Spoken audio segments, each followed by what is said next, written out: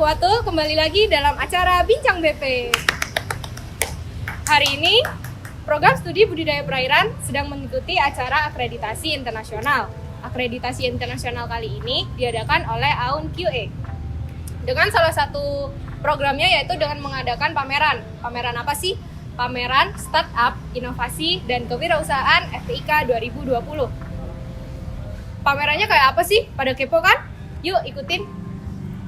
Nah, aku udah ada di depan stand pameran nih, bersama dengan ketua pelaksana dari pameran kali ini. Sebelumnya boleh kenalan nggak, Mas? Oke, terima kasih. Saya Muhammad Yusuf selaku koordinator pameran inovasi dan kewirausahaan FPIK 2020 pada kali ini. Mau tanya-tanya sedikit nih, Mas, soal pameran. Sebenarnya tujuan dari diadakannya pameran startup inovasi dan kewirausahaan ini apa sih? Tujuannya diadakannya pameran startup inovasi dan kewirausahaan ini adalah yang pertama memang ingin mensupport dari antusias mahasiswa Fakultas Perikanan yang sangat luar biasa. Kemudian yang kedua ingin merealisasikan. Jadi mahasiswa dari Fakultas Perikanan ini pada tahun lalu menurut data itu banyak sekali inovasi-inovasi yang belum terekspos. Maka dari itu pada tahun ini Pak Dekan yaitu Pak Heti menginstruksikan diadakannya pameran dan kebetulan bertepatan dengan akreditasi dari AUN QA dari akreditasi budidaya perairan. Tanya jawab ke Mas Yusuf sampai sini dulu, mungkin sekalian mau lihat-lihat mau ke dalam ya Mas ya, biar kepo nggak cuma yang dijelasin Mas Yusuf, biar kelihatan juga kayak aku. Yuk kita masuk. Nah, aku lagi ada di salah satu stand peserta dari pameran Startup, Inovasi, dan Kewirausahaan FPIK nih. Salah satunya yaitu Alklas. Kita tanyain langsung yuk ke pesertanya, Alklas itu apa? Mbak, boleh kenalan dulu nggak? Oh, iya. Siapa namanya Mbak? Saya Janet. Mbak sendiri? Mbak Janet sama Mbak Bella ya? Iya. Mau tanya nih, sebenarnya Alklas itu apa sih? Inovasi kami, Alklas itu hadir untuk dua ini ya, kayak dua fungsi gitu. Satunya sebagai alat peraga, satunya sebagai cindera mata atau software. Itu maksudnya pengganti alat peraga itu gimana sih Mbak? Jadi alat peraga yang kami tawarkan, kami hasilkan itu kan ada struktur tulang ikan. Nah, struktur tulang ikan terlihat lebih jelas kayak gitu. Sementara alat-alat peraga yang ada saat ini tuh kan kayak hanya diredam formalin sehingga warnanya juga kayak kuning kecoklatan, terus baunya juga menyengat. Tapi alat peraga yang kita tawarkan itu bentuknya lebih menarik. Kemudian ini kan gliserin, kita pakai gliserin tuh lebih ramah lingkungan. Kemudian kita bisa membedakan mana tulang rawan, mana tulang keras. Oh, jadi kalau misal alat peraga dari Alklas ini langsung terlihat transparan gitu ya Mbak ya, tanpa harus mungkin dibekuin dulu atau harus diapain dulu gitu ya Mbak ya? Iya, karena dari awal proses kita kan sudah udah mengawetkan ikannya. Jadi ada 3 proses besar sebenarnya, pewarnaan tulang rawan, terus ada trypsin, digestion itu untuk membuat ikan seolah terlihat transparan. Kemudian ada pewarnaan tulang keras. Nah, yang warna merah itu tulang keras. Nah, kemudian kita simpan di dalam gliserin. Boleh saya angkat ya Mbak ya? Boleh. Nah, itu yang biasanya digunakan sebagai cindera mata. Ini nih guys, transparan guys. Jadi nggak perlu tuh pakai formalin yang mungkin bau, bahaya juga buat kulit ya kalau misal dipegang. Kalau ini lebih gampang. Ya, mungkin itu aja ya Mbak ya. Terima kasih Mbak. Ya, sama-sama. Lihat yang lain yuk. Nah, yang kedua sekarang aku lagi ada di stand berikutnya yaitu Profit. Profit. Apa sih Profit itu, ada yang tahu nggak? Belum tahu kan? Langsung tanya aja. Mbak, mau tanya-tanya nih. Sebelumnya boleh perkenalan nggak? Mas? Saya Al-Musa bin Al-Karim. Saya Izalinatul Hariro. Saya Naufal Abiu. Mbak, panggilannya siapa biar lebih enak? Panggilannya Lina. Mbak Dina ya. Mbak mau tanya sedikit-sedikit nih soal produknya. Sebenarnya Profit itu produk apa sih? Ya, jadi Profit ini produk perawatan rambut atau keratin treatment yang terbuat dari ekstrak keratin dari bulu ayam dan flavonoidnya dari daun apapu. Nah, fungsinya sendiri itu untuk melembutkan rambut, memperbaiki rambut yang rusak, dan membuat rambut tampak lebih berkilau.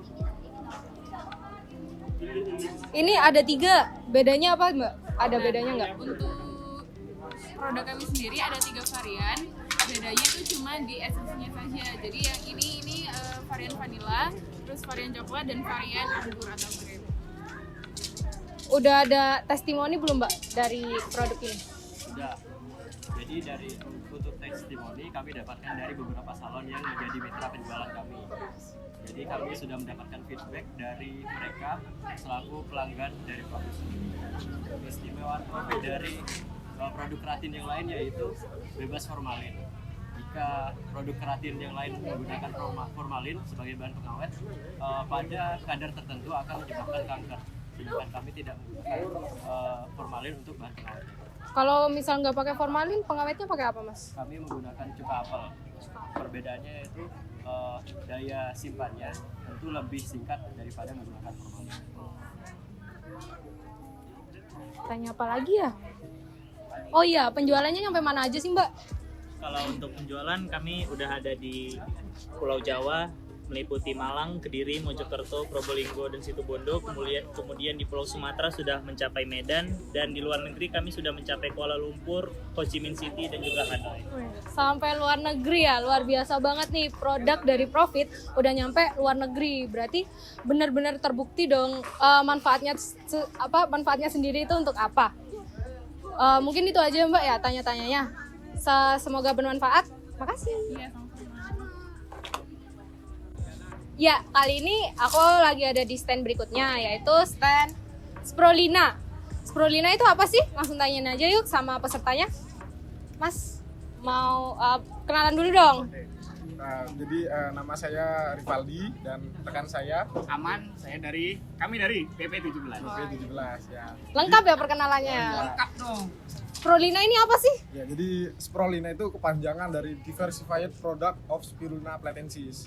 Nah, jadi kita memanfaatkan limbah pindang. Nah, kita kan kita bidangnya di bidang pengabdian masyarakat. Nah, kita mengabdikan pengabdiannya itu di Kabupaten Pasuruan, tepatnya di Desa Melaten. Nah, di sana itu sentra pemindangan ya. Sentra pemindangan itu kan pasti menghasilkan limbah gitu kan. Nah, limbah dari air rebusan pindang itu seringkali dibuang dan itu mencemari lingkungan. Nah, oleh itu hasil dari diskusi kami bersama mitra. Nah, oleh karena itu kita diskusi untuk mengurangi polusi yang ada di desa tersebut. Nah, dengan memanfaatkan limbah tersebut menggunakan alat dari yang ada di depan saya ini seperti itu. Nah, ini adalah prototipenya aja. Jadi kalau alat sebenarnya itu besar-besar. Jadi yang alat pertama itu ada Sprolina fertilizer maker, terus ada yang kedua itu ada Sprolina cultivator. Gitu. Nah, jadi untuk limbahnya tersebut kita ubah jadi pupuk organik cair. Nah, menggunakan alat yang ada di samping ini. Nah, ini namanya Sprolina fertilizer maker gitu. Nah, kita proses di alat ini. Jadi ini ada tandon pertama nih. Nah, tandon pertama itu kita ada proses namanya flocculation. Nah, di sini adalah pengendapan selama 24 jam. Nah, setelah itu kita turunkan ke tandon kedua. Tandon kedua itu ada fermentasi. Kita fermentasi menggunakan E4. Nah, mungkin mahasiswa budidaya perairan udah tahu nih E4 itu apa. Pastinya udah tahu dong. Oke. Jadi setelah itu fermentasi berlangsung selama 24 jam juga nih. Nah, setelah 24 jam kita turunkan itu di sterilisasi. Nah, sterilisasi itu tujuannya untuk menghentikan fermentasi itu biar nggak berlanjut fermentasinya. Jadi kita bunuh bakterinya dengan proses sterilisasi. Nah, setelah disterilisasi barulah kita kemas jadi pupuk organik cair yang digunakan untuk penunjang dari budidaya mikroalga.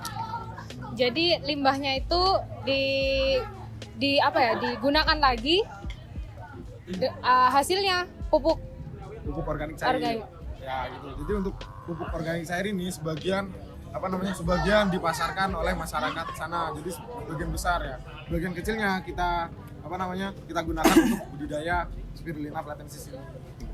Alat-alat ini kan gede ya Mas ya? Ya, pasti banget. buat praktiknya ini ada Ya. jelas gede. Itu buat alat-alatnya itu ready atau harus pesan nunggu berapa lama dulu atau gimana Mas? Jadi alat ini tuh kita hasil dari diskusi loh ya. Hasil dari diskusi dengan masyarakat sana. Jadi nggak pure dari kita. Jadi berdasarkan mereka yang yang dibutuhkan sama mereka. Deal-dealan. Gitu. Karena kan kita pengabdian masyarakat gitu kan. Kita yang harus melayani masyarakat gitu kan. Nah, jadi hasil dari diskusi adalah teknologi ini berdasarkan pelajaran yang telah kami peroleh dari bangku kuliah. Jadi kalau misal diproduksi dari warga sana sendiri udah bisa ya mungkin ya? Ya, benar. Gitu guys. Jadi kadang limbah itu nggak harus semerta-merta dibuang gitu aja. Bisa aja dengan inovasi yang ada kita daur ulang buat sesuatu yang bisa digunakan kembali ya. Terima kasih Mas buat tanya jawabnya. Semoga bermanfaat. Nah, kita hari ini udah jalan-jalan. Kita udah lihat-lihat peserta dari pameran-pameran startup inovasi dan kewirausahaan FPIK 2020. Banyak banget dari karya teman-teman mahasiswa ini benar-benar menginspirasi gitu. Karya mereka benar-benar luar biasa. Jadi dari inovasi-inovasi mereka semoga kedepannya bisa menginspirasi seluruh mahasiswa, utamanya budidaya perairan untuk selalu berkarya. Sekian Bincang BP pada episode kali ini. Jangan lupa like, comment, and share. Dan sampai jumpa di Bincang BP episode selanjutnya. Terima kasih.